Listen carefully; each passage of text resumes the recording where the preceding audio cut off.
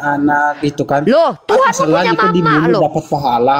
Loh, Tuhanmu punya mama. Kok kau jadi kecicaan di sini? Kau udah pernah jadi cicak belum? Belum. Nah, kalau kau tidak pernah jadi cicak, kok kau yang merasa tercicak di sini? Dan Tapi bahkan aneh lucunya loh, lagi, ayat kau di sini. Kenapa yang aneh dapat itu gini pahala? loh. Bentar, nih ya. Udah aku jawab ya. Aku nggak mau berulang ya. Kebotolanmu berpikir itu aku nggak peduli. Itu urusanmu. Aku hanya membawa cara berpikir. Kau tidak terima dengan cicak sebagai hama. Kenapa kau nggak pikirkan kecoa yang disemprot oleh masyarakat? Kenapa kau nggak pikirkan keluarganya nyamuk? Kenapa sekalian kau nggak pikirkan anak-anak? Bentar dulu lah. Kan kau pikirkan keluarga cicak. Kau sangat perhatian dengan keluarga cicak kan? Oke, nggak apa-apa. Kau baik sekali ya. Kau punya peri kehewanan, tapi kau nggak punya peri ketuhanan. Kau memikirkan mamaknya cicak, tapi kau nggak pikirkan mamaknya Yesus. Kayak mana mamaknya Yesus yang melahirkan anaknya 9 bulan, kemudian membesarkannya 33 tahun, dihabisi nyawanya untuk membuat kau selamat. Dia ditelanjangi di tiang salib. Kau nggak pikirkan mamaknya Yesus. Sementara mamak cicak kau pikirkan. Kenapa kau nggak pikirkan mamak binatang-binatang yang kalian makan selama ini? Kenapa kau nggak pikir kau rasa kau siluman cicak ya? Tunggu, jangan-jangan aku lagi ngobrol sama siluman cicak ini yang minta ini supaya kita hama-hama seperti ini. Memang aku bilang makanya kalian tuh hama, dibilang Bang Zombie. Ya, duta cicak ini sedang berusaha untuk meminta kepada kita keadilan kepada cicak. Ingat ya, kami tidak diwajibkan menghabisi nyawa cicak. Kami disunahkan apabila mau menghabisi cicak itu dengan sekali pukul. Ingat ya, kami diajarkan sunnah. Kami diajarkan untuk memperlakukan hewan itu jangan menganiaya dengan dipotong-potong, dimain-mainkan, ya. Karena ekor cicak itu enak untuk dimainkan, dipotong terus dia itu zolim, berdosa. Kami tidak diizinkan. Kalau mau menghabisi nyawa binatang, langsung matikan. Jangan sampai dia terzolimi. Bahkan hama pun kami tidak zolimi. Kau adalah duta cicak yang minta di sini di hadapanku, meminta kepadaku supaya menghormati cicak, tapi kau sendiri memiliki iman di mana Tuhan kau dihabisi nyawanya oleh manusia dan kau tepuk tangan setiap tahun karena hal itu. Ini sangat lucu dan di luar nalar. Sudah cukup pertanyaannya, saya tidak mau berputar-putar ya. Kau dengan otakmu nggak apa-apa. Nah, saya mau bertanya aja. Saya mau pertanyaan ya. Saya nggak mau terlibat dengan pikiranmu yang duta cicak ini ya. Saya sapa dulu ada. Aduh, iya. Pertanyaan selanjutnya ya. Suka kau duta cicak, iya aku akui kau duta cicak. Kau berperi kecicaan tapi tidak berperi kemanusiaan karena aduh. Ini orang ya aneh menurut kau. Tuhan mati menyelamatkan kau, aneh enggak? Ya, membunuh cicak itu kan membunuh cicak, kau tersakiti, membunuh Tuhan demi menyelamatkan manusia. Kau bilang kami dapat pahala. Membunuh cicak, kau sakit hati. Membunuh Tuhan menjadi asbab orang-orang jahat selamat, kau nggak sakit hati. Ini agak lain kok memang. Udah ya, cukup ya. Jadi gini tambahan. Ya. Jadi cicak itu dalam bahasa Arab, nah itu auzah kan gitu kan. Jadi bukan hanya cicak tapi sejenisnya yang kemudian modelnya itu kayak cicak. Dalilnya biawak. Sebentar dulu. Biawak kemudian ya ini lah yang kemudian mampu membahayakan itu kan. Ya, itu yang pertama, kita bunuh 1 kali pukulan, karena ketika 1 kali pukulan tidak mati itu diantisipasi takut menyerang kepada kita.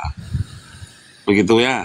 Itu yang pertama. Kemudian yang kedua, dalam kisah Nabi Ibrahim, Nabi Muhammad itu pernah mengisahkan bahwa salah satu penyebab Nabi Ibrahim itu dimasukkan ke dalam api, yang meniup api itu adalah cicak, sejenis cicak itu. Ya seperti pokoknya sejenis cicak gitu. Jadi kemudian karena cicak ini merupakan jenis hewan yang kemudian menjijikkan lagi kan. Kemudian Nabi Muhammad memang mensunahkan, bukan mewajibkan, tapi mensunahkan. Sunnah, tidak dipukul nggak apa-apa, nggak ada masalah, nggak dapat dosa kita. Itu nih ya. Lanjut, please. Ya udah ya, saya pikir jawaban kita sudah cukup komplit. Ada dalilnya, retorikanya, ilmiahnya, realitas konkretnya. Dan kalau kau tidak terima, udah. Ya udahlah, Tuhan kau aja bisa mati, bisa makan ikan goreng, kok kau tanya punya cicak bisa meniup. Kali ya, dahulu kala itu dulu zaman Nabi Sulaiman itu multi bahasa, bisa meniup, terbakar dia. Aduh, keledai aja bisa bicara di kitab mulu, Ini orang kayaknya agak lain otaknya ini, memang agak kejedot nih. Keledai aja bisa bicara dalam kitab mulu. Gimana ini kalau kau mempertanyakan hal itu? Keledai aja bisa bicara di kitabmu itu. Udah ya. Biar lihat. Nah, inilah baca kitabmu nih. Kutunjukkan keledai bisa bicara di kitabmu ya. Ampun, inilah kalian kalau nggak pernah baca kitab kalian. Dalil dong. Oh iyalah, kalau aku nggak kayak kau dari tadi ngomong nyerocos. Nah, kita lihat keledai Bileam itu berbicara, teman-teman. Ini orang Kristen nih, nggak tahu-tahu kalau di kitabnya. Di sini, biar aku yang baca. Iya, kau yang baca, sabarlah. Kau bilangan 21, nomor 21. Kalau ntar, kau buka ayatnya dulu. Kadang heran aku sama orang Kristen nih. Makanya belajar kitabmu dulu, baru belajar kitab orang lain. Belajarlah Bible-mu dulu, baru belajar Islam. Ternyata kau nggak pernah baca kitabmu, makanya kau kaget dengan Al-Quran. Membunuh cicak dipermasalahkan, membunuh Tuhan kok membunuh Tuhan nggak dimasalahkan. Bilangan pasal 22 kau baca itu.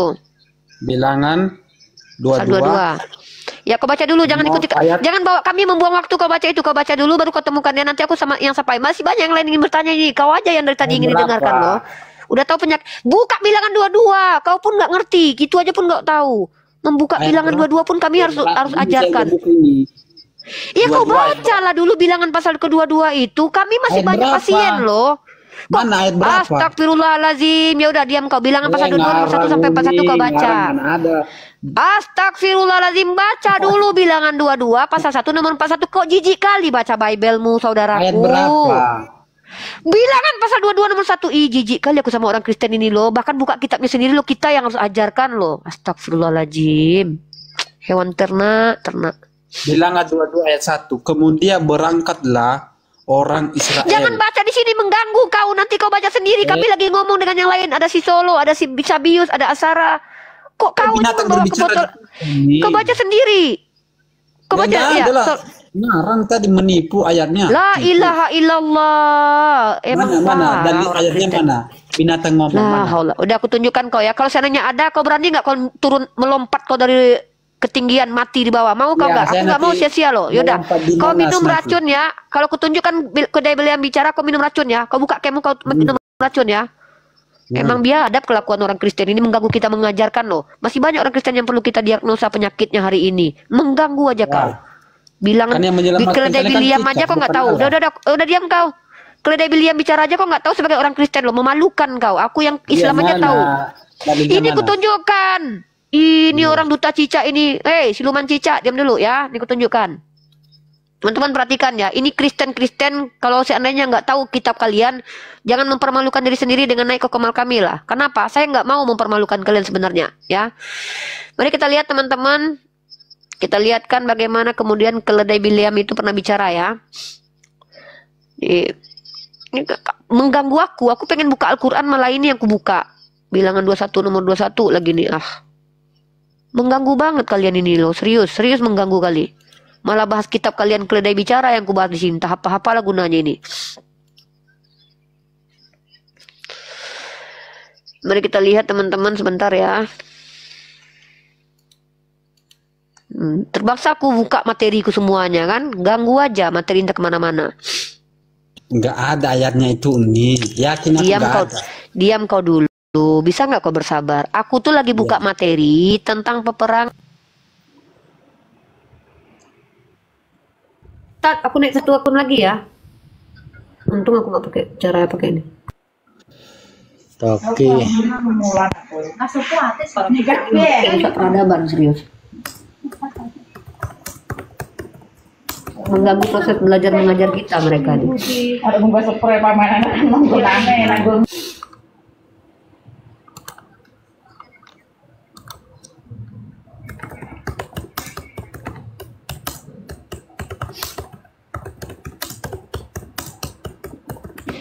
Aku lagi ngajarin tentang perang Islam Kristen, diajak pula. Nih. Mana Uni? Mana? Lama sekali. Tahap apa lah kita bahas keledai ini. Ya? Bilangan pasal 22 nomor 24. Bilangan pasal 2, entar aku baca dulu. Bilangan 318. Jadi yang menyelamatkan Islam itu cicak ya, betul ya, pahala ya. Cicak ya, dapat pahala ya. Nah, kisah keledai dalam bilangan pasal 22, malaikat Tuhan membuat keledai itu berbicara. Bentar, mana ayat tepatnya ya? Suruh umat Islam membunuh cicak biar dapat pahala.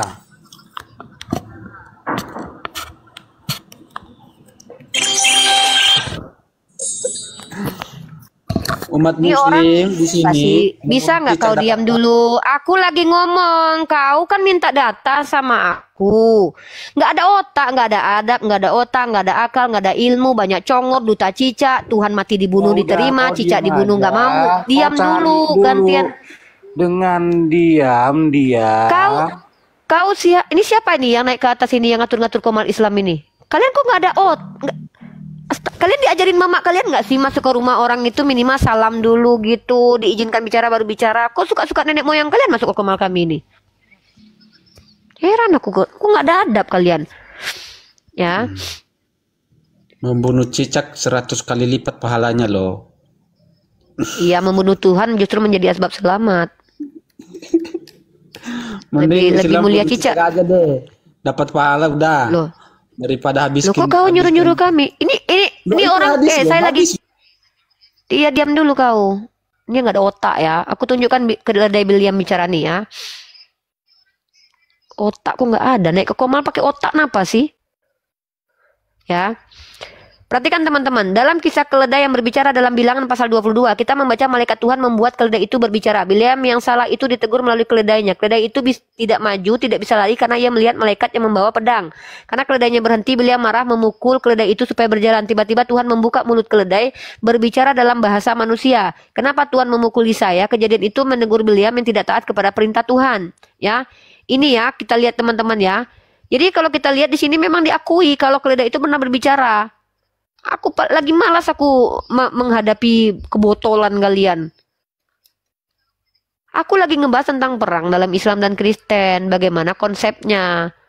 Kalian kalau nggak ada otak, nggak apa-apa lah. Kalian nggak ada otak, karena memang kalian kayaknya memang naik ke komal ini bukan untuk mendapatkan ilmu, tapi mentontonkan kebodohan kalian.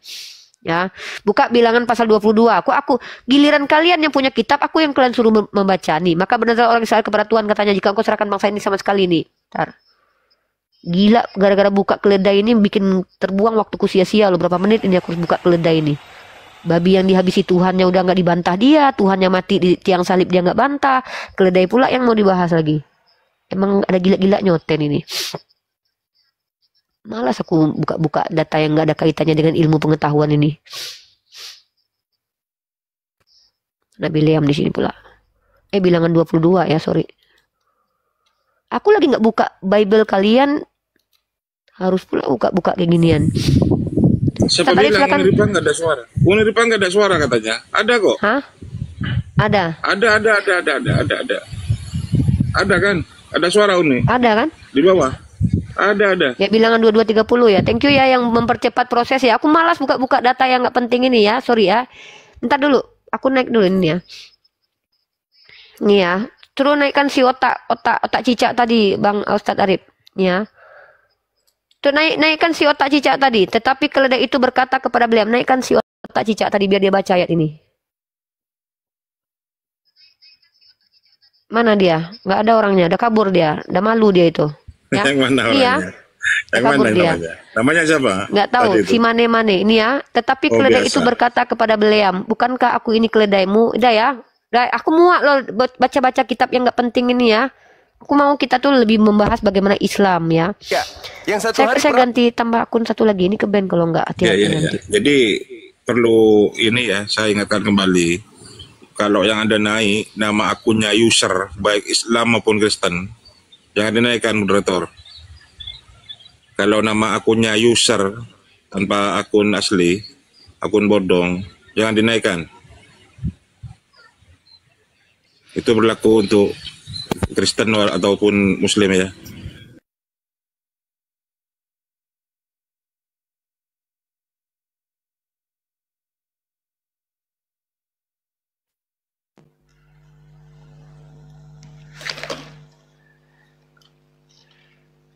Tes ada suaraku ya Ustadz Arif. Ada. Nah ada, ini ya ada. Mungkin ya. Assalamualaikum Jimen. Waalaikumsalam Uni. Assalamualaikum Pak Datuk semuanya.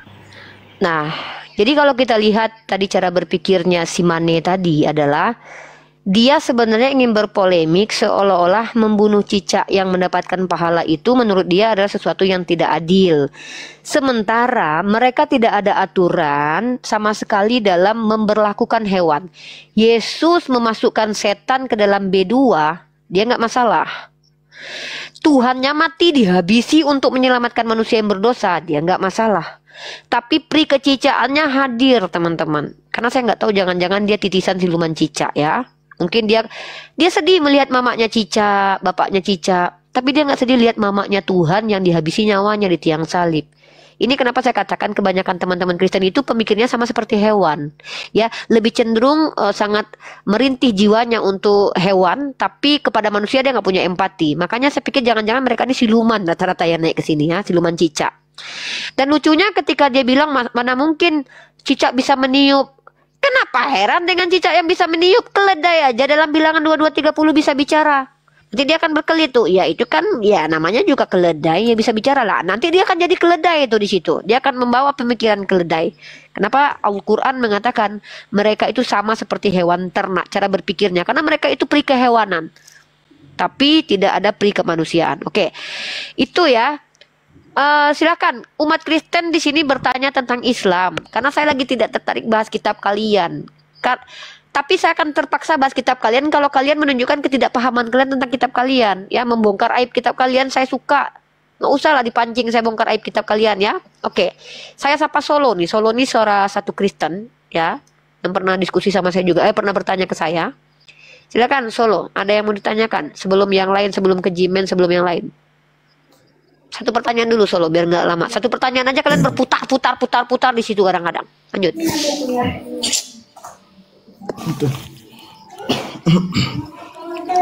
Satu pertanyaan Solo. Kalau tidak skip dulu.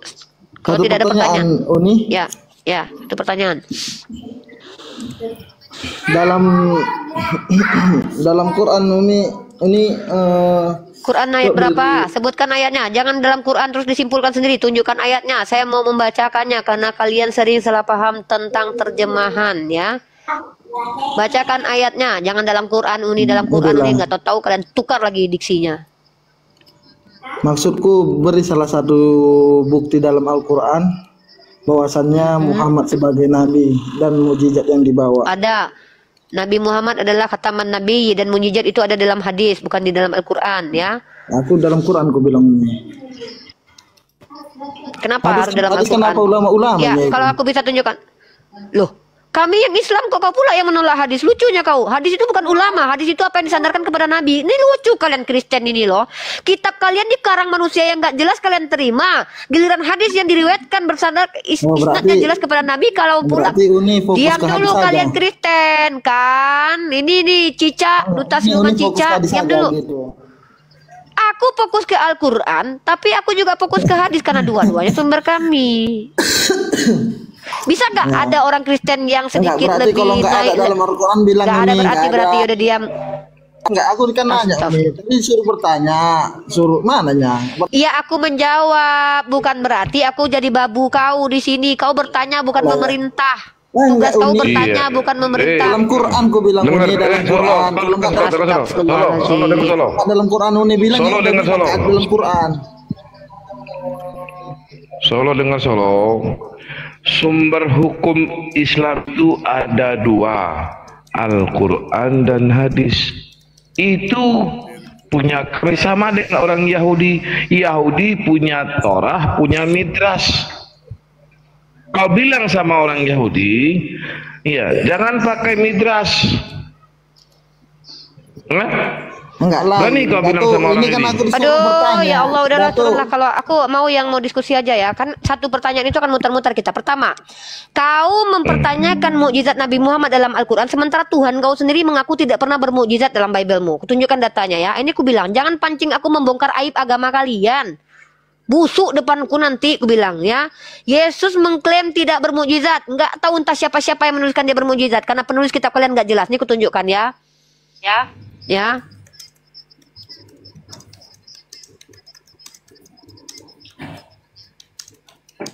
Nih aku tunjukkan pengakuan Yesus. Pengakuan Yesus kalau dia tidak bermukjizat sama sekali dalam kitab kalian ya. Nih, Matius pasal 12 nomor 39. Tetapi jawabnya kepada mereka, angkatan yang jahat dan tidak setia menuntut suatu tanda. Tetapi kepada mereka tidak akan diberikan tanda selain tanda Yunus. Kalian bilang Tuhan kalian bermukjizat. Tunjuk kepada aku apa dasar ilmiah kalian bisa mengklaim Tuhan kalian itu betul-betul bermukjizat. Kalian paksa kami menunjukkan mukjizat dalam Al-Quran. Sementara apa yang terjadi? Al-Quran itu perkataan Allah. Mukjizat itu adalah kehidupan Nabi Muhammad di mana dia disertai oleh sesuatu yang supranatural. Sebagaimana Nabi-Nabi Biliam aja bisa bicara keledainya itu. Ya, Musa membelah lautan. Apakah bisa kalian buktikan kalau itu pernah ada? Kalau seandainya ada pun ayatnya di dalam Al-Quran, kalian tetap menolak. Karena bagi kalian itu adalah bagaimana kalian bertanya sesuatu yang memang tidak ada. Nama Hawa di Al-Quran, di kitab kalian nggak ada nama Hawa. Kalian tuduh Nabi Muhammad tidak ada bermukjizat karena di Al-Quran tidak ada. Di Bible kalian Yesus sendiri mengaku tidak bermukjizat. Angkatan yang jahat dan tidak setia ini menuntut suatu tanda. Tetapi kepada mereka tidak akan diberikan tanda selain tanda Yunus. Inilah otak kalian dangkal. Kalian paksa kami, giliran di kalian nggak terpenuhi standar itu.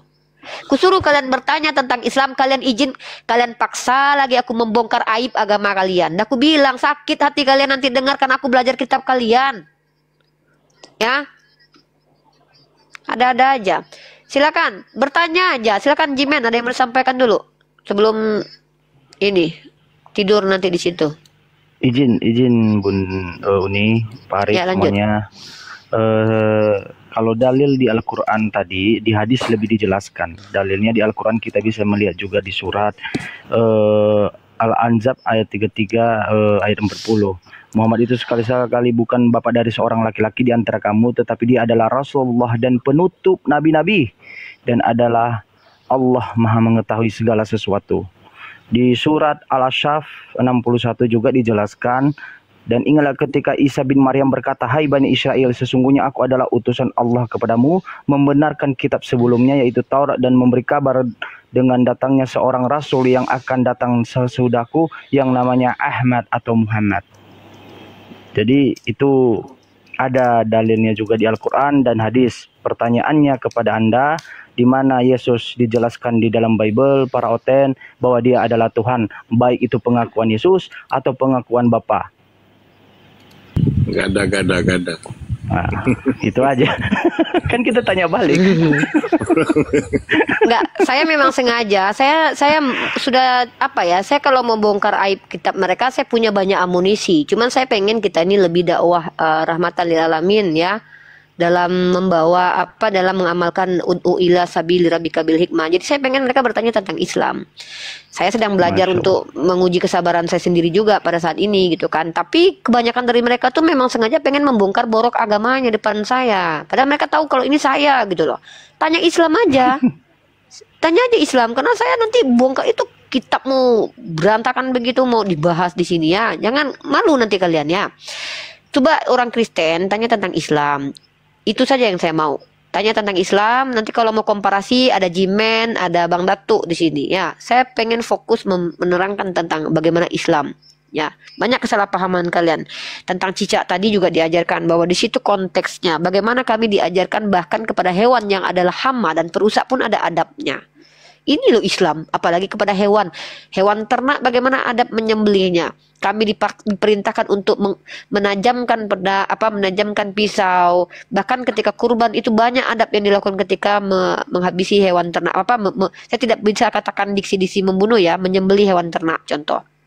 Terus satu lagi itu kami bahkan ketika konteks berperang pun kami ada adab. Apalagi kami dalam kehidupan bermasyarakat yang tidak ada perang. Nah, sementara kalian yang tidak punya adab, tidak punya akhlak, tidak punya aturan mengkritisi kami kan lawak.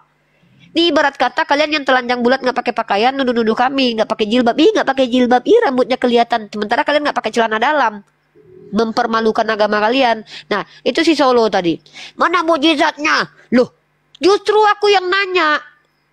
Ketika Tuhan kau sadar mengaku dia tidak akan memberikan tanda kepada angkatan yang jahat, yaitu kaum Bani Israel, kok tiba-tiba ada yang nulis Tuhan kau menghidupkan Lazarus lah, Tuhan kau mengeluarkan roti lah, bertentangan itu semua, ya. Nabi Muhammad SAW itu kami dua informasi tentang beliau. Taurat sampai Apa? Nggak percaya sama Taurat, sama kitab-kitab sebelum dari Al-Quran. Oke, saya jawab. Ah, ini nih ya. Saya percaya kepada Taurat, bukan kepada Bible yang diklaim sebagai Taurat. Pahami itu. Taurat itu bukan kitab karangan yang kalian... Diam dulu Iyong, saya belum izinkan Anda. Masuk Muara dulu ya, satu-satu. Jangan cak-cek dulu. Muara, dengarkan poin saya, pahami. Saya percaya kepada Taurat, tapi tidak percaya kepada kitab karangan manusia yang bercampur di dalamnya yang diklaim sebagai Taurat. Di Iyong, di mute dulu, kenapa sih berisik? Aku boleh tanya, emang bedanya Taurat, Bible sama... Bentar dulu si Iyong nih, mute dulu nih, Ustadz Arif, berisik dia. Noise. Gantian Yong, di mute dulu Yong. Aduh, ini orang berisik. Iyong, jangan dibuka mic-nya, berisik. Kenapa kok sama orang Kristen kayak sama anak PAUD ngomongnya? Wajar aku marah-marah ternyata ya. Jangan. Mesia ini akunku. Ya, Mesia ini akun. La ilaha illallah, la haula wala quwata illa billah. Kalian ini turunan cicak kayaknya betulan. Dengarkan kami. Oke. Kita di sini diskusi, diam dulu. Ada aturan yang harus kalian ikuti. Langsung aja lah. Diam dulu kau. Kayak bocil kalian ini. Oh. Bukan kayak anak-anak lo, kau bapak-bapak lo kalian di sini lo. Bisa nggak kalian ku ajarkan dulu? Ini Komal tempat diskusi lintas agama. Jangan kalian kayak bocil. Satu-satu. Dengarkan instruksi kami di sini ya. Jangan sabar aku menghadapi orang tua lansia dengan kengeyelannya. Kalau anak-anak nggak apa-apa lah. Kalian udah tua bangka. Ya, oke. Muara, silakan. Apa yang Anda mau sampaikan? Buka mic-nya. Silakan. Nah kan giliran disuruh ngomong, diam. Giliran aku ngomong, kalian ngomong. Emang kalian sengaja bikin aku emosi. Dah, lanjut Muara, silakan. Aku ini bukan nabi, bukan mama kalian yang bisa baik-baik sama kalian ya. Aku ini adalah orang yang sedang memerangi kebodohan. Ya, silakan Muara. Disuruh ngomong diam nih. Kayak gini kelakuan mereka. Woi, wanita kok begitu? Ya iyalah, masa aku harus lembut-lembut kepada laki-laki dah tua bangka yang otaknya sengklek? Apa harapan kalian? Nah, hilang kan terjun payung. Disuruh ngomong terjun payung. Aku ngomong kalian potong. Aku ngomong gak kalian dengarkan. Disuruh mute buka mic. Kelakuan kalian memang kadang-kadang memang merusak peradaban kalian. Aku bilang betul-betul merusak peradaban kalian. Ya. Dah, lanjut. Iyong, silakan satu pertanyaan. Sabius dulu, jangan Iyong dulu. Sabianus, Muslim non Muslim. Silakan. Nah, ini memang kalian harus dimarahi memang. Kalau nggak dimarahi kalian nggak tahu diri kalian, ku tengok. Karena udah tua bangka, masih juga ngeyel. Ya, Sabianus, halo. Halo. Sabianus. Ini bapak-bapak Facebook tolong lah ya. Kalau kalian belum selesai di Facebook dulu lah. Jangan ke TikTok dulu lah. Di sini kita sedang diskusi memerangi kebodohan. Ya, memerangi itu ada saat-saat kita keras, kita sentil ginjalnya orang-orang stupid di hadapan kita ya. Ya, silakan. Disuruh bicara pada diam. Ustadz Arif, udah pada pingsan rohani mereka semua. Ustadz Arif, takut kalian sama aku ya kan? Memang harus takut kalian sama aku. Kenapa? Aku bongkar aib agama kalian. Ya, silakan Iyong, buka mic. Sabianus jangan diam aja. Kau pingsan rohani. Ya, satu pertanyaan kau Iyong. Jangan kau simpulkan ya, kau nggak ada ilmu. Kecuali kau ada ilmu. Cek. Ya. Uni Rifa. Islam mengklaim bahwa Islam adalah agama yang damai. Dan itu banyak kali kami dengar, baik Uni Rifa, bahkan Ustadz Suma, bahkan Ustadz Tahta. Namun, apakah ini sesuai dengan hadis Malik 12:19? Hadis apa? Karena kalau Islam adalah agama yang damai, kenapa kalau ada perbedaan itu harus dihabisi? Bentar, hadis apa? Tunggu dulu pelan-pelan pas hadisnya. Aku nggak percaya sama kalian loh. Hadis apa Iyong? Hadis Malik 12:19. Hadis Malik, hadis apa? Hadis Malik mana? Hadis Malik berapa? Iya. Muwatta Malik berapa? Iya. Nomor 1219. 1219. Bentar dulu. Ada apa dengan hadis ini? Silakan. Ini Rifa di situ dikatakan kepada kami Yahya dari Malik dari Zaid bin Azlam.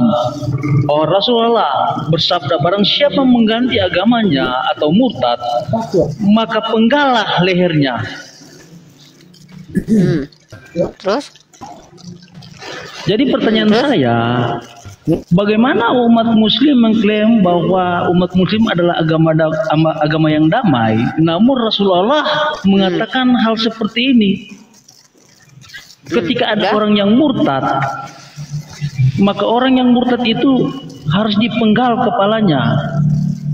Beda dengan ajaran Kristen. Ajaran Kristen musuh harus dikasihi, bahkan didoakan. Asik. Itu yang menjadi persoalan. Asik. Nah, ini mantap Ya, nih ya. silakan. Ustaz Alif nanti masuk ya. Ya. Mantap. Jangan dengar ya, jangan pernah lari dari tema ini. Kita buktikan ajaran mana yang tidak toleransi terhadap pilihan beragama orang lain dan ajaran mana yang toleransi. Ustaz Alif jawab dulu. Besarkan Ustaz Alif, karena saya ini komparasi total ini ya. Lanjut. Silakan. Mantap ini. Ustaz Alif silakan. Enggak. Tapi saya itu cuma dapat poinnya tadi yang disampaikan. Nah, jadi saya sampaikan dulu kronologis kisahnya tentang hadis-hadis itu. Hadis-hadis yang berkaitan itu semua itu di zaman Rasulullah yang berkaitan konteksnya di dalam masa peperangan. Itu pernah saya jawab. Nah, di dalam masa peperangan ketika ada orang yang keluar dari barisan, maka konsekuensinya orang itu harus dihabisi. Karena apa? Bakal menjadi pengkhianat. Itu ada hadis lengkapnya nanti. Boleh dibunuh orang yang murtad, berbalik dari Islam, kembali kepada kekristenan misal, kepada keyakinan lain musyrikin, itu boleh dibasmi. Karena apa? Karena kalau orang itu tidak dibasmi, tidak dihabisi, nanti akan membocorkan strategi peperangan. Inilah juga yang diterapkan justru oleh dunia militer. Kalau ada pasukan yang membelot dari barisan, maka pasukan itu harus dibunuh, dibasmi, karena pasukan itu nanti akan bergabung dengan musuh, membocorkan strategi dalam peperangannya. Itulah hebatnya di dalam Islam. Hadis-hadis seperti itu justru dijadikan sebagai barometer di dalam dunia peperangan. Jadi sebagai ternyata begitu, ternyata di dalam Islam itu sudah ada panduannya begitu. Jadi boleh seperti itu ya. Kan kalau kita bahas yang kayak gitu yang begituan, justru sebenarnya yang saya takutkan itu di dalam keyakinan Anda. Kalau tadi kan orang yang murtad, berbelot dari pasukan, dari barisan, boleh dibunuh, wajar. Ini orang yang baik, orang yang tidak bersalah, mengajak berbuat baik, mengajak menyembah Tuhan, tapi dilegalkan untuk dibasmi atau dibunuh dengan cara terhina. Bagaimana dia koyak jubahnya, ditelanjangi, lalu diludahi, ditumbak pakunya, ditampar wajahnya, dikasih anggur asam lagi, dikasih mahkota berduri, dijadikan sebagai ajang untuk kebahagiaan untuk Kristen karena disitulah diampuni dosa. Ini yang tidak logis, kawan. Ini yang tidak logis. Di dalam ajaran Islam itu banyak yang logisnya. Hadis-hadis itu dipahami konteksnya, peristiwanya, bagaimana keadaan pada waktu itu, dan itu justru menjadi saya pernah dengar ngobrol ketika teman-teman dari kalangan militer, ternyata luar biasa di dalam ajaran Islam. Kami bisa mengambil hikmah dari hadis-hadis tersebut. Kalau ada barisan yang berkhianat, dia murtad, maka orang itu harus dibasmi. Tegas dalam Islam itu. Kalau tidak dibasmi, dikasihi musuh, ya udah sama aja, berarti pasukan kami disuruh habis. Tahu di mana menaruh senjata, tahu di mana kelemahan pasukan, tahu di mana rahasia-rahasia, kan gitu dibocorkan. Kalau kalian tadi apa dikasih musuh? Masa ada pasukan salibis, pasukan Kristen, ketika dia keluar dari pasukan jadi musuh, kasih, kamu nanti kalau sama pasukan itu, ini petanya ya, ini persembunyian kami di sini, ini cadangan senjata kami di sini, ini jatah makanan kami di sini, ini pasukan kami. Nanti kalau mau membasmi kami lewat sini ya, ini jalurnya, di sini kami kosong, nggak ada. Kan nggak mungkin kayak gitu. Masa dikasih musuhnya malah dibocorkan rahasianya? Itu tidak logis, kawan. Oke, lanjut ke Uni mungkin. Oke, bentar, aku turun dulu, akun aku nih bermasalah bentar lagi, bentar. Ya, Izin semoga apa yang menambahkan disampaikan paham. Izin Ustadz bisa menambahkan kepada Yong. Itu tadi dalam penjelasan sisi Al-Quran sudah sangat bagus, tetapi kita harus membahas juga di sisi Bible. Di dalam Bible menegaskan seperti ini dan Yesus sendiri yang berkata. Kalau itu tadi hadis, ya, bukan Al-Quran langsung yang menyebutkan. Tetapi kalau di hadis, kalau di Bible jelas menekankan seperti ini. Lukas 19 ayat 27. Akan tetapi, tentang musuh-musuhku yang tidak menginginkan aku menjadi raja di atas mereka, bawalah mereka kemari dan bunuhlah mereka di hadapanku. Itu kata Yesus. Bagaimana tanggapan Anda seperti itu, ayat tersebut? Tuhanmu sendiri yang kau anggap Tuhan, menyuruh agar yang tidak percaya kepada dia, agar yang tidak menganggap dia sebagai raja, bawa dia di hadapanku dan bunuh dia. Penggal. Ya, mau penggal, mau kau bunuh, tusuk perutnya terserah kau. Pokoknya bunuh. Nah, apakah itu ajaran kasih? Tolong dijawab, Ion. Ya, sebelum dijawab Iong, saya sudah katakan, tadi saya sudah peringatkan, kalau bertanya tentang Islam, pastikan standarnya pas ya, karena saya akan membuka aib agama kalian. Itu tugas saya ya. Saya jelaskan dulu Islam yang sudah dijelaskan sama Ustadz Alif. Tadi Ustadz Alif menunjukkan konteks hadis itu. Pada saat itu sedang bicara tentang di mana umat Islam dalam keadaan berperang dan ada pengkhianat dan keluar dari agama. Bukan hanya mengkhianati pasukan, tapi juga mengkhianati agama dengan keluar. Orang-orang ini boleh dihabisi nyawanya karena mereka akan menjadi perusak dalam kemaslahatan umat pada waktu itu. Bagaimana dalam Islam diajarkan hidup bertoleransi? Saya akan tunjukkan Al-Qur'annya ya. Ya, nih. Bagaimana kemudian Islam itu ayat-ayat toleransi. Dan jikalau Tuhanmu menghendaki, tentulah beriman semua orang yang di muka bumi seluruhnya. Maka apakah kamu hendak memaksa manusia supaya mereka menjadi orang-orang beriman semuanya? Tidak ada di sini kami diperintahkan memaksa. Justru Allah bertanya, kita nggak bisa memaksa. Dan bahkan dalilnya secara jelas dikatakan, sini ya, kami bahkan kalian yang botol pun sudah diberi peringatan kami bahwa kalian itu tidak akan beriman kalau memang kalian sudah kafir. Jadi kami tidak diberi tanggung jawab untuk mengislamkan kalian. Bahkan dalilnya yang sangat jelas adalah la ikraha fid din. Nih, tidak ada paksaan untuk memasuki agama Islam. Sesungguhnya telah jelas jalan yang benar daripada yang jalan yang sesat. Tapi kalau kalian murtad kemudian menyerang agama Islam, wajar kalian diperangi. Karena kalian mengganggu kemaslahatan umat Islam. Konteksnya di situ pahami, jangan paksa otak kalian yang tidak sampai. Yang kedua, lucunya kalian adalah orang yang mengaku agama kalian agama kasih. Apa? Nih perhatikan nih, udah ada nih realitas konkretnya secara sejarah. Perhatikan ini. Ayat kitab kalian dijadikan sebagai alat untuk menghabisi nyawa orang. Nih, baca ini sejarah ya. Penganiayaan oleh Paus, jangankan orang berbeda keyakinan loh, berbeda dogma aja loh ya. Ini orang yang berbeda dogma, bukan berbeda agama ya. Penganiayaan yang dilakukan Paus dan Inkuisisi yang selama 600 tahun, siapa asal muasalnya? Gara-gara ayat ini nih. Gara-gara ayat Lukas, siapa yang mengatakan? Dan ini ditafsirkan oleh Agustinus yang telah menafsirkan Lukas 14:23 sebagai ayat pendukung menggunakan kekuatan terhadap bidat. Apa ayat itu? Lalu kata Tuhan itu kepada hambanya, pergilah ke semua jalan dan lintasan dan paksalah orang-orang yang ada di situ masuk karena rumahku harus penuh. Bahkan ayat ini dijadikan sama Agustinus untuk membenarkan inkuisisi selama 600 tahun. Coba kalian tunjukkan mana ada di wilayah umat Islam orang murtad langsung dihabisi nyawanya kalau tidak ada sebab dia melakukan kerusakan. Jangankan orang murtad, orang Islam yang membuat kerusakan menghabisi nyawa orang lain halal. Kami ada hukum yang harus dilakukan. Kami bukan orang yang apabila orang membunuh ampuni dia, biarkan korban yang mati. Gak ada gitu tanpa pikir dikasih kanan. Ajaran yang keji adalah ajaran yang membiarkan pelaku kejahatan dengan dalil, ya Tuhan mengasihi mereka jangan dihukum, biarkan aja mereka, ampuni aja mereka.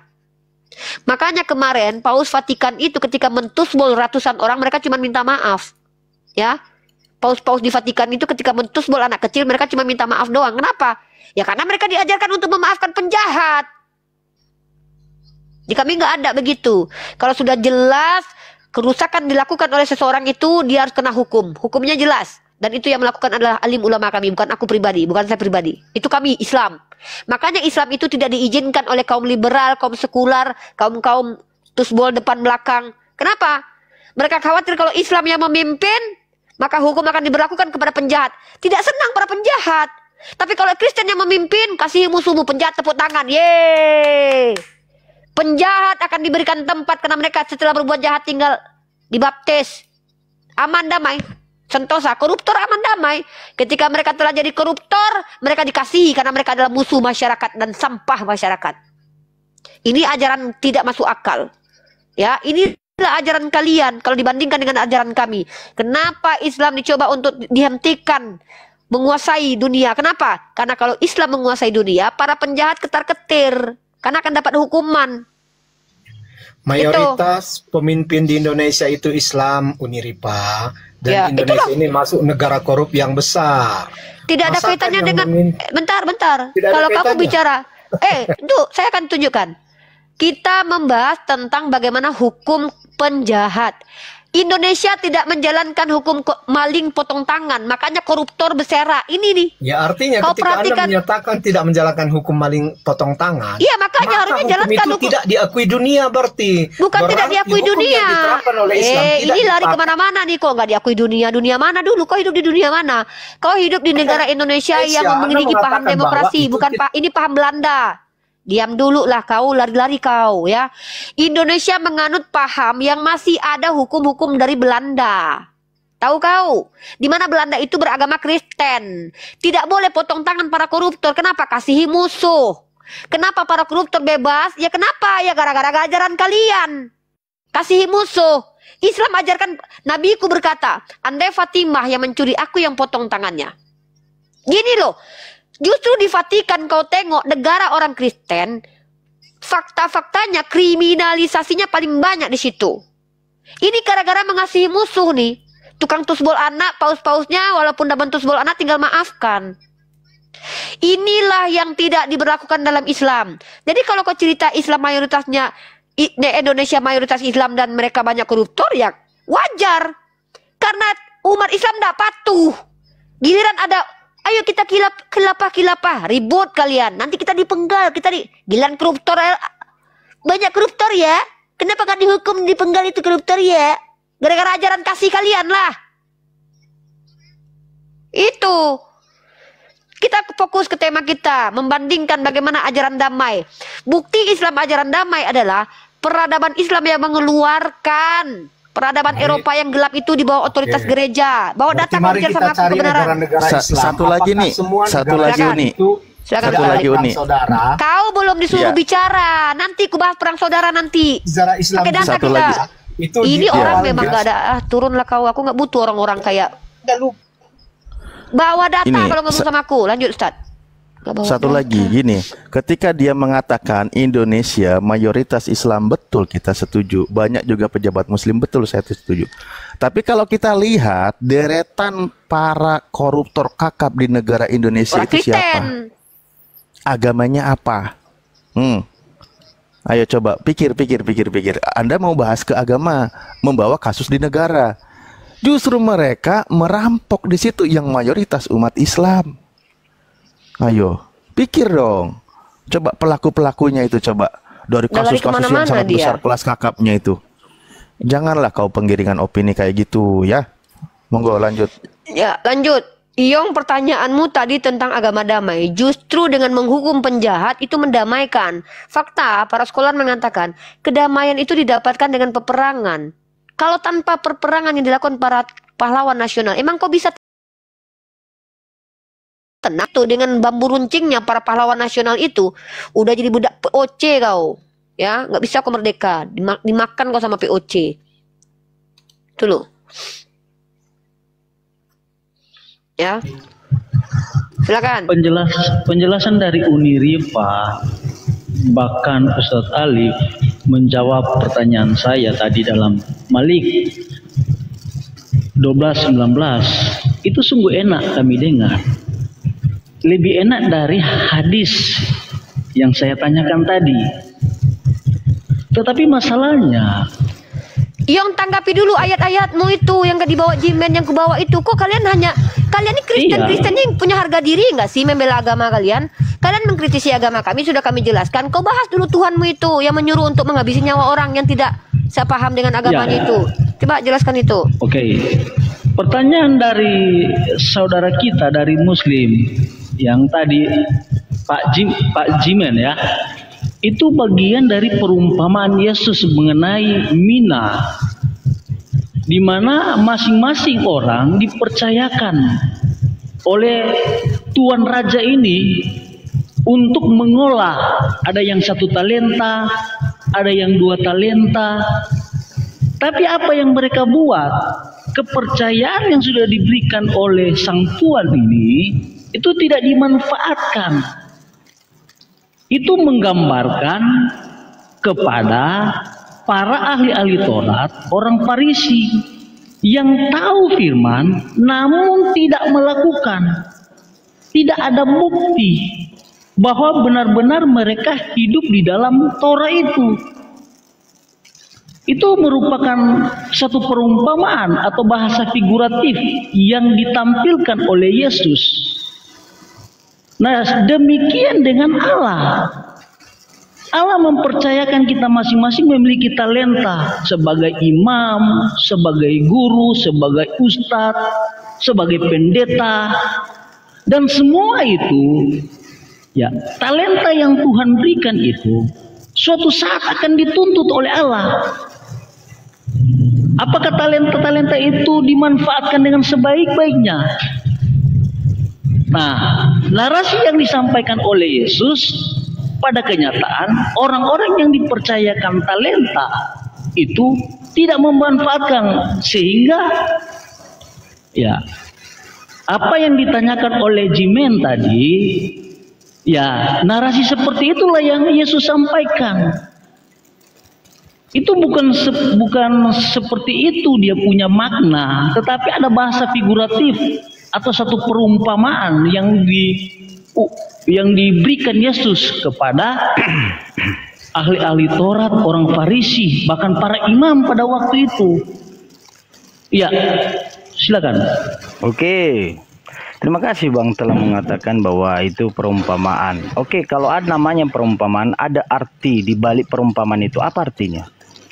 Untuk mengatakan bawalah mereka di hadapanku dan bunuh mereka di hadapanku. Apa artinya?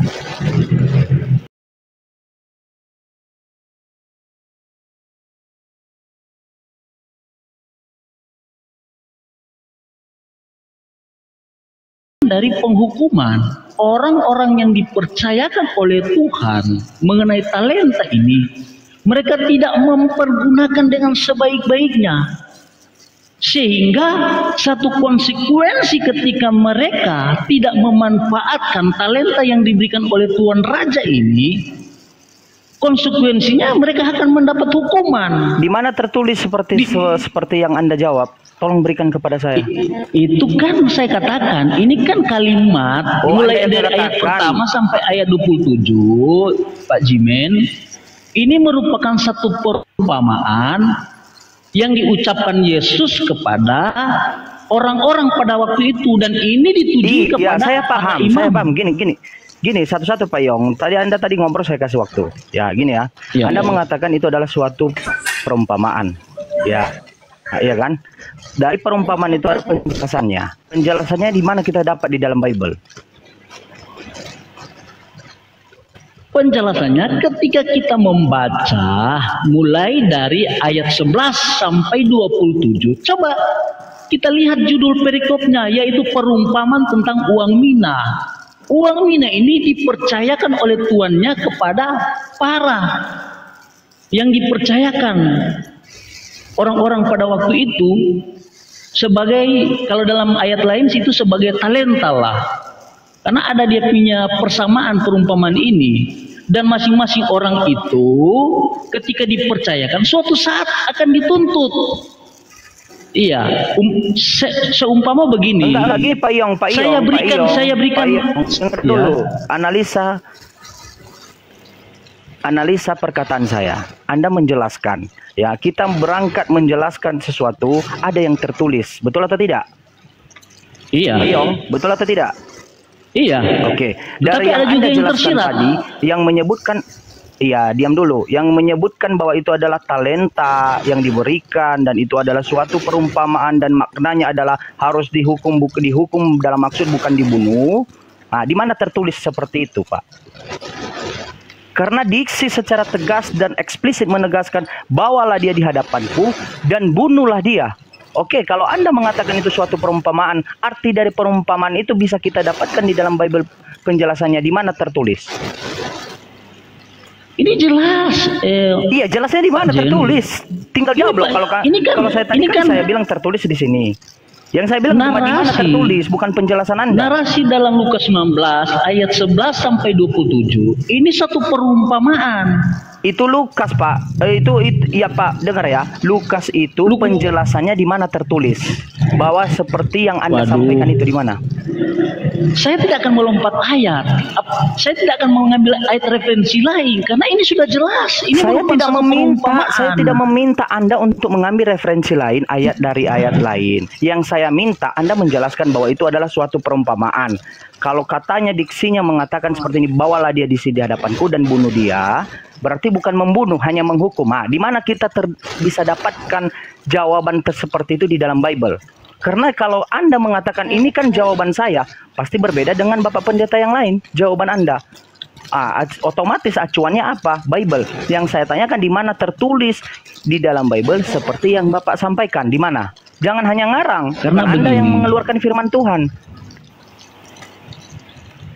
Pak Jimen, karena begini, dalam ayat 26 di situ dikatakan jawabnya, aku berkata kepadamu setiap orang yang mempunyai kepadanya akan diberi, tetapi siapa yang tidak mempunyai, Anda yang barusan mengatakan jangan lompat-lompat ayat.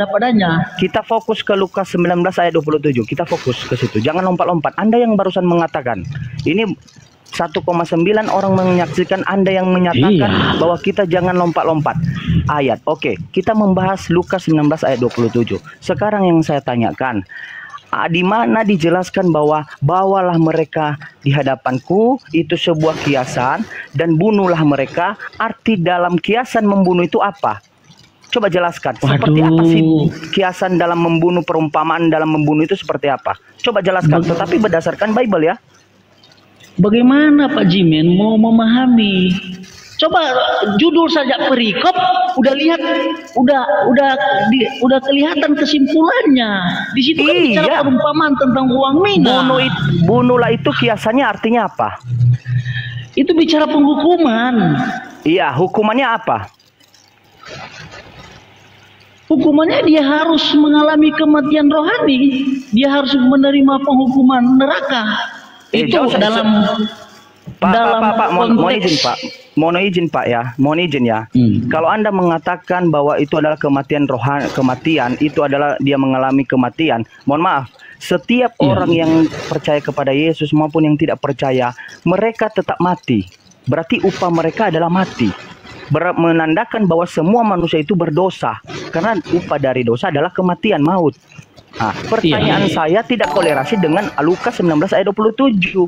Yang saya minta kepada Anda, arti perumpamaan bunuhlah mereka di hadapanku, di mana kita bisa dapatkan bahwa hanya kata-kata pemanis atau perumpamaan, bahwa arti bunuhlah mereka itu hukum mereka. Contohnya, keluarkan mereka dari daerahku atau dari tanahku, bisa seperti itu. Di mana kita bisa dapat? Karena arti diksi membunuh itu adalah menghilangkan nyawa atau menghadapi maut. Ayo cepat, nggak usah mutar-mutar kau. Oke, Matius 25 ayat 15. Tadi Anda yang mengatakan tidak boleh lompat-lompat ayat. Lukas fokus ke Lukas 27 di mana dijelaskan hal tersebut bahwa membunuh itu adalah kiasan. Jangan lompat-lompat. Anda yang mengatakan. Jimen. Yang mengatakan jangan lompat-lompat ayat siapa? Saya atau Anda? Kan kamu yang saya tanya, jawab dulu, Iyong. Yang menyatakan jangan lompat-lompat ayat siapa? Saya atau Anda? Di mana ayat? Ya. Yang saya yang tanya. Sama kasusnya dengan Lukas 19 ayat 27. Anda loh. Barusan muncung Anda mengatakan dengan tegas, jangan dilompat-lompat ayat. Kita fokus. Oke, saya setuju. Nah, yang saya bahas Lukas 19 ayat 27, bukan yang ayat lain. Tolong jelaskan kepada saya, arti perumpamaan bunuhlah mereka di hadapanku itu kita bisa dapat dalam Bible penjelasannya di Lukas 19:27 itu di mana? Ada nggak penjelasannya di dalam Bible? Ngerti nggak? Saya katakan tadi kan ini perumpamaan. Ini kan bahasa iya, berarti figuratif. ada artinya kan? Ada artinya. Ya, artinya itu seperti yang saya katakan tadi. Iya. Kata membunuh kiasannya, kata perumpamaan bunuhlah mereka, bawalah mereka di sini dan bunuh mereka. Artinya yang bisa kita dapat di dalam Bible apa? Ada nggak dijelaskan? Bunuhlah itu maksudnya ada bawa mereka, lalu hukum mereka, jangan memberi makan, itulah sebuah hukumannya. Ada nggak? Seperti itu. Kalau karena diksinya eksplisit, bunuhlah mereka, tumpaslah mereka. Itu diksi loh. Iya, diksi atau eksplisit yang kamu sampaikan dalam Lukas 19 ayat 27, jangan kamu maknai seperti itu. Namanya perumpamaan. Perumpamaan bisa saja apa saja yang menjadi narasi saya bisa diterima, bisa ditolak. Pak, ini di mana kita bisa dapat? Di mana bisa kita dapat arti dari perumpamaan bunuhlah aku itu bukan artinya membunuh? Di mana coba? Di dalam ayat Bible Lukas 19 ayat 27 ini. Di mana? Aduh. Apa aduh? Anda yang mentafsirkan bunuhlah itu bukan membunuh. Maka Anda harus yang membuktikan bahwa membunuhlah itu bukan membunuh. Paham kan? Karena kan Anda mengatakan itu perumpamaan. Oke, berarti kalau perumpamaan ada arti di balik itu. Nah, penafsiran arti di balik itu, di mana bisa kita dapat bahwa bunuhlah mereka bukan maksud tujuan membunuh. Di mana coba? Jangan lompat-lompat ayat ya, sesuai dengan perkataan Anda. Masih fokus Lukas 19 ayat 27. Bisa Anda buat sini. Kok begini jangan pelan-pelankan suara Anda. Saya minta ketegasan Anda di mana? Hukuman. Mendapat hukuman kekal. Iya, hukumannya apa? Ya, bagi iman kami, ketika orang-orang yang hidupnya tidak benar di hadapan Tuhan, mereka akan mendapat hukuman di neraka. Iya, untuk mencapai neraka apa? Kematian? Atau bukan? Ya, itu kan kematian kekal. Oh, berarti dibunuh sesuai dengan diksi. Iyalah. Oh, kalau terima kasih berarti ayat Anda menjelaskan dibawa untuk dibunuh. Bagaimana orang bisa nyampe ke neraka? Bagaimana orang bisa nyampe ke surga kalau tidak mengalami maut? Berarti sesuai dengan diksi yang dikatakan Yesus bahwa dibunuh. Makna bunuh di situ, Jimen, itu konsekuensi bunuh rohani itu. Orang-orang yang itu bunuh rohani itu maksudnya. Hidup tidak benar di hadapan Tuhan. Konsekuensinya ya mereka akan mendapat hukuman di neraka. Iya. Sehingga mereka mengalami kematian kekal.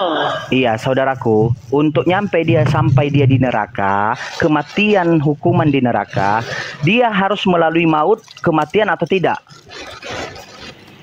Maut seperti apa yang kamu maknai di sini, Jimen? Saya mau tanya, di mana ada manusia dia langsung ke neraka dalam keadaan hidup? Aduh. Saya tanya sama Anda. Hanya Luga yang bisa menyaksikan neraka dan surga dalam keadaan hidup. Nah, yang saya tanyakan kepada Anda sekarang, di mana manusia bisa menyaksikan hukumannya di neraka dan disiksa di dalam neraka, ya, tanpa melalui kematian? Siapa yang telah mengalami? Coba, manusia. Orang itu masuk Anda kepada kehidupan kekal atau kepada penghukuman kekal itu. Ini masuk habis Jimen, kita buang-buang waktu ini. Ya, buang-buang waktu kita nggak edukasi. Baik yang lewat kematian fisik maupun diangkat hidup-hidup. Saudaraku, Anda barusan mengakui bahwa harus melalui kematian. Dengan cara apa? Kematian dibunuh. Berarti sesuai dengan diksi ayat 27, akan tetapi semua musuhku yang tidak suka aku menjadi rajanya, bawalah mereka kemari dan bunuhlah mereka di depan mataku. Berarti harus dibunuh. untuk sampai ke Jimen, neraka harus mati. Jimen. Udah. Jimen, kita berputar-putar. Udah. Iya. Lanjut. Ya. Kita edukasi publik ya, teman-teman ya. Berputar-putar dari tadi berapa menit itu kita biarkan ya. Perhatikan teman-teman ya, narasi yang dibawa sama Iyong ini adalah narasi dari kitab yang hadis tadi ya, Muwatta Malik tadi ya. Ini ya. Dan Ustadz Ali sudah jelaskan ini bahwa hadis ini merujuk kepada siapa? Nih para ulama kita jelaskan. Kita punya data. Kalau mereka bicara congortologi, kita bicara pakai data, by data dari NU online, di mana ulama